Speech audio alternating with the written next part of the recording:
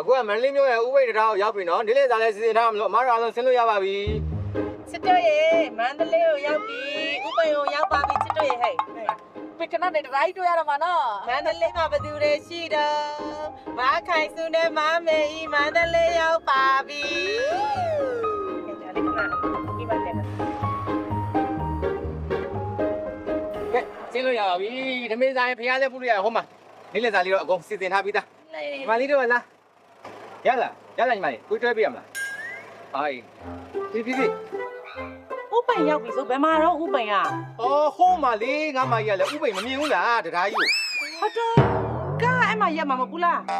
အဲ့နတ်သွားရက်ကားတွေကပြည့်ညက်တက်နေတာရက်လေရင်နာကကောက်သေးတာရဲ့ဒီမှာထမင်းစားပြီးတော့တခါလေးလမ်းလျှောက်သွားလိုက်အစာတောင်ကြည်သေးတယ်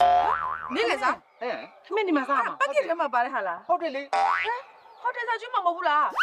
ငါမကြီးကလည်းဟိုတယ်စားဘဲချင်းသွားစားရရတယ်ဒါမျိုးမန်လေးရောက်တော့စားရတာမန်လေးကအကောင်းဆုံးဆိုင်ဘယ်သူမှတော့သိတာမဟုတ်ဘူးနော်ကျွန်တော်မနေရှာထားရတာဖေး